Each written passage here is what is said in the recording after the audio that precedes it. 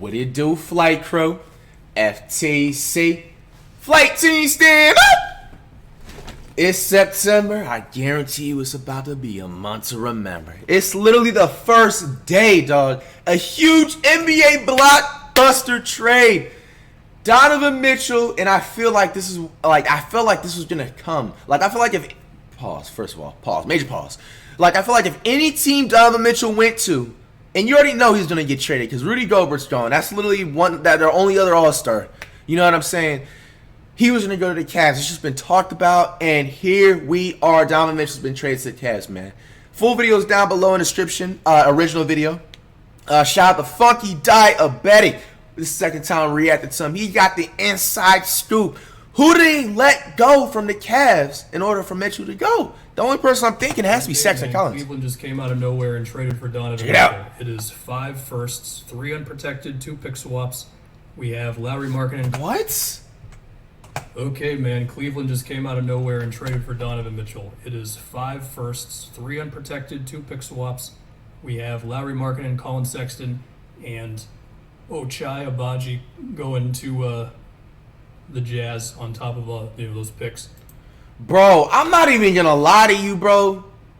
The Utah Jazz got robbed, bro. Why did you? Wait. I mean, the Cavs got robbed. Yeah, that's the right team, right? The Cavs got robbed, bro. Like, yes, I'm not gonna lie to you.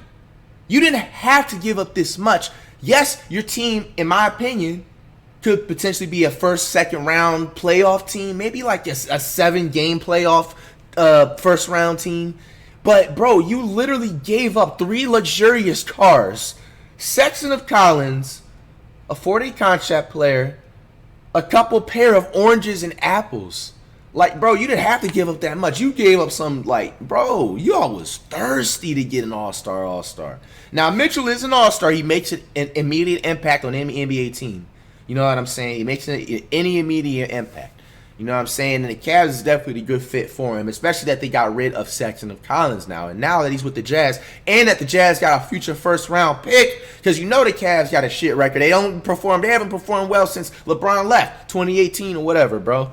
Like, man, I ain't gonna lie to you, the Jazz won. Picks, and now Utah is in a position to be bad and just do the whole rebuild thing, and I guess Colin Sexton can be the central piece of that. Nah, you tripping. I think Sexton is he's gonna put up like the easy 20+ points per game. And then not only that, you got Clarkson that's well developed, and now that Mitchell's gone, he's just gonna be having the ball in his hands at all times. He's gonna I feel like he's gonna sneak into the All-Star game. You know, and then they got future first-round picks. Yes, the first season will be bad, but in the future, in the long haul, the Jazz won, definitely. Am I tripping?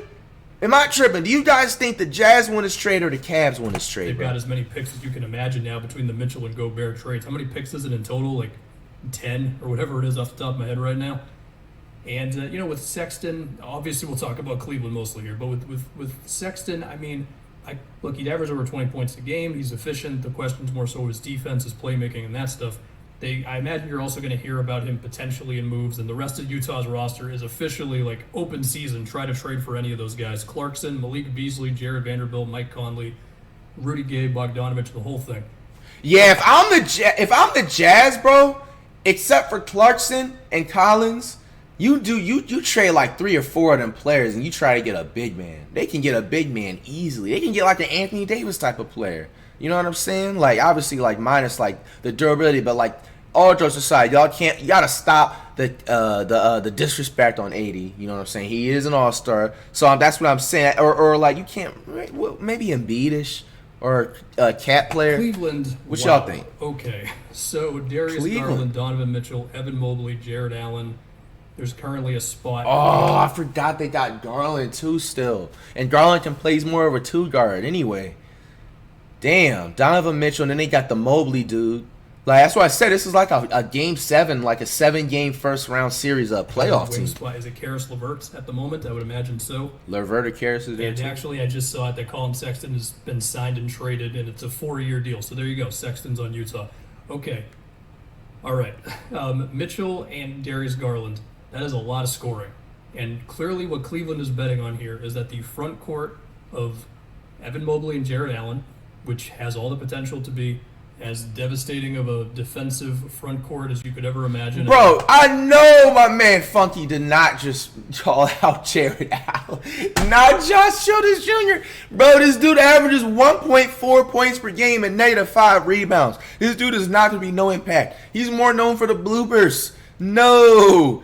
I would imagine that Evan Mobley's going to get, at least like 2, possibly 3 Defensive Player of the Years in his career. I mean, those two together were already shutting teams down defensively the previous season. Here's the thing, Markkanen was part of that because you had 3 huge dudes out there along with like Dean Wade and Kevin Love getting some minutes, and they did get smaller with this move, but of course the offensive punch now has just gone through the roof. And with Garland and Mitchell, I mean, obviously both of those guys can run screens with Mobley and with Allen. Both Mobley and Allen have all the roll potential. I think Mobley's going to keep progressing with his jump shot to where he can be like a real pick and pop option.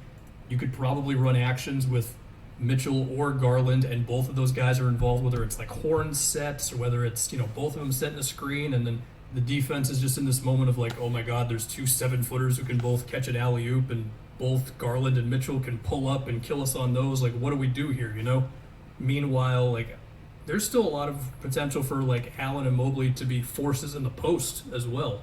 I mean, Mobley might have to gain a couple more pounds there and all that, but like he's already shown like some hook shots and some turnaround jumpers at times, and yeah, he just needs to get his really strength see what up. Cleveland's getting at. They're like, look, we get it. Defensively, our backcourt not in the list of the best defensive backcourts in the league, but our front court is so good on that side of the floor.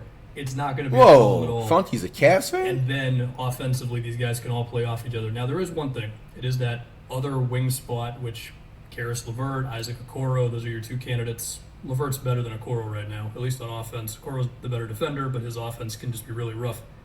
Given this move, I mean, this is an all-in move. They gave up the 5 picks. That's the most you can do in a deal. 5 picks? Bro, that's what I'm saying. The Jazz won. If you're talking about longevity in the long term in the next 2 to 3 years, the Jazz, bro, 5 picks?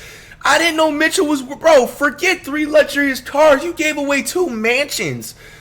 You know what I'm saying? A damn, a Bugatti, bro. Like, you gave away, sheesh. More of a two-way guy. I don't even think, bro, like the faces of NBA players, like, I don't think a Kungpo would even get that many picks for. Because the one saving grace for trying to guard these guys now would be if one dude can't shoot on the wing. And right now, if Okoro's in the game, teams are going to ignore him like crazy to deal with everything else that's going on here. I mean, you think about just the pull-up 3 potential. Like, Garland made a lot of progress on that this previous season. And same thing with Mitchell. So it's like Jared Allen sets a screen for Mitchell or Garland. If the big's not going to be high up on it, both of those guys are going to shoot the pull-up 3. So that's going to freak you out right there. But then you're going to have Allen on the dive or Mobley on the dive. You can put him in there. I guess there might be a conversation of how much can Garland and Mitchell truly play off of each other. But so what? I mean, you could figure that sort of thing out. Let's think about Cleveland in the context of the East. I mean, we got to remember, before injuries, they were creeping up there in the standings last year, man. And now, I think, like, they just make themselves serious players in the East. Did they just insert themselves clearly into the top? I mean, I think we were all pretty much like, yeah, Philly. No, relax. The Heat in whatever order. The Nets kind of in their own, like, well, if the chemistry stuff works, then the talent is definitely there. No, I think the Nets are out of there. I feel like the Bucks are still the best team there, with the Celtics number 2. But, I mean, do you want to talk about the type of front court that you would like to have guarding Giannis? It's pretty much Evan Mobley and Jared Allen, With that said, like, do I think Cleveland are title contenders right now? No. But given where Mobley could end up, could they be it in, like, 2 years? Because we also imagine Garland's going to keep getting better. I think it's now on the table. Now, maybe I'm just too high on Evan Mobley, but, you fast forward a few high on years, Evan Mobley? Off that Mobley ganja. Nah, man. Shout out to Funky. But I think the Cavs, man, they're a 6-seed team. Like I said, they're a 7-game. Like, I feel like they can have potential to upset, a major, like, number 1 or number 2 NBA team if they catch a couple of luck. But there's no way in heck this team is nowhere near the finals. These guys won't see the finals unless they're able to get a small forward. They have the big man set. Mobley's definitely going to be an all-star and going to last long in the NBA. And then you've got, obviously, the shooting guard and point guard. They need a small forward and a power forward. You know what I'm saying? And they just, obviously, Mobley's still developing still, too. He needs the strength and all that types of stuff. And you got to think about it. Garland is a short shooting guard. There's no way that they said he's 6'2". There's no way he's 6'2". The dude looks like he's 5'10", bro. Let's be 1,000% honest.